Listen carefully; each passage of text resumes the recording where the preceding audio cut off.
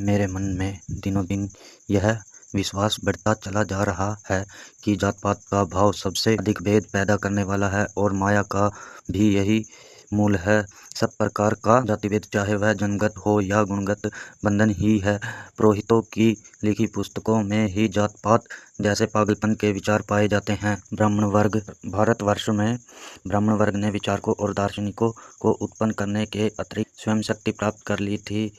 इसी तरह अपने को सुरक्षित करके पुरोहितों ने अपने निहित स्वार्थ की रक्षा करने की ठान ली थी। Jawaharlal Nehru, the discovery of India. असमानता की प्रथा हिंदू समाज में कब और कैसे प्रचलित हुई, यह एक मतभेद का विषय है, परंतु इसमें कोई संदेह नहीं कि असमानता जातिभेद की और जातिभेद वर्ण व्यवस्था की उपज है।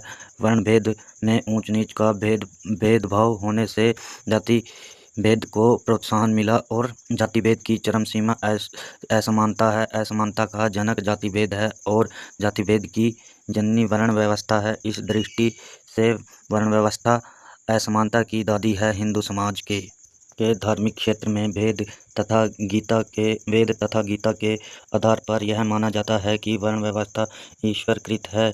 इसी कल्पना के फलस्वरूप हिंदू समाज का रूढ़िचुस्त वर्ग असमानता को हिंदू धर्म का अभिन्न अंग मानता है। वर्ण व्यवस्था रूढ़ि नहीं है, धर्म है, क्योंकि यह ईश्वरकृत है। इस काल्पनिक विचार प्रणाली के कारण वर्ण व्यवस्था की उपज जातिभेद को और जातिभेद की उपज असमानता को तथाकथित धर्मग्रंथों में स्थान मिला और उसको भी माना गया। जड़ की बुराई फलती फूलती रही। इस कारण परंपरा की उपेक्षा करके कई बड़े बड़े हिंदू सुधारक, जिन्होंने जातिभेद तथा असमानता के विरुद्ध संघर्ष किया, वर्ण व्यवस्था को ईश्वरकृत मानकर उनका गुणगत तथा समर्थन करते रहे। इससे समाज सुधारक की प्रगति में बड़ी बाधा हुई और दूसरे यह कि ये सुधारक वर्ण व्यवस्था के प्रति मोह के कारण अछूत समाज